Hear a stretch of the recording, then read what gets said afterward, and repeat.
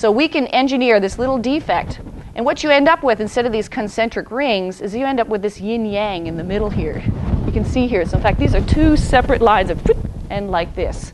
To give you a sense of the control, so we can, even though we don't do the self-assembly, luckily chemistry does it, but we can do little inducements from the outside to have it form different shapes and things. So anyway, we can make lots of different patterns. Let's go and use them. So before we wanted to go and turn this into a manufactural process, in fact, this is the main reason we were doing this initially was for the semiconductor industry, for sub-50 nanometer patterning on silicon. The semiconductor industry is amazingly organized. They have something called their International Technology Roadmap for Semiconductors. Every 3 years, the 5 geographic areas of the world that produce semiconductors get together and produce what they call this roadmap.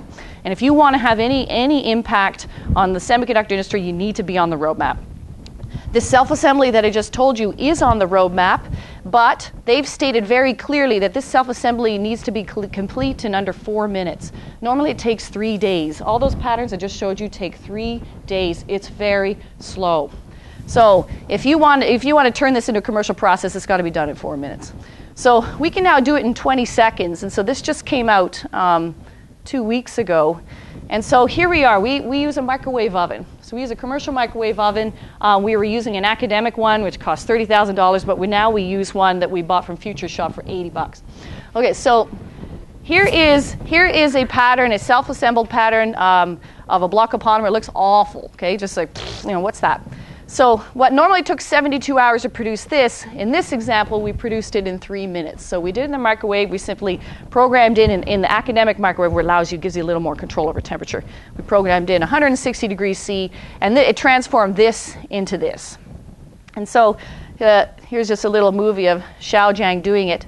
But anyway, in this case, I'll kind of go back and forth. I just wanted to show you how fast it is. I was hoping there'd be volume so you could hear the ding. I love that in the end when it's ready. But in this case, here we have, this is again where we use a little bit of external forces. These are like curbs in a road, okay? If we didn't have curbs in streets, people would be driving all over the place. So there he goes, he puts it in the microwave. So we'll just wait the 20 seconds.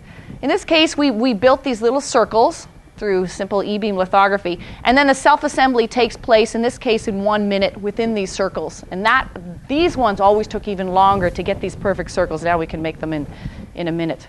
So still waiting for the ding ding. So this is in our lab. This movie was taken yesterday. There it is, the ding, it's done. And so now this reaction, which took 3 days at high temperatures, we can just do it now. And this is just a simple Teflon reactor, and it's done. He'll pull it out, we're finished. So quick and easy. And so we're talking with Intel right now about using that. Now the very last thing I want to tell you about is, so we can make these nano patterns.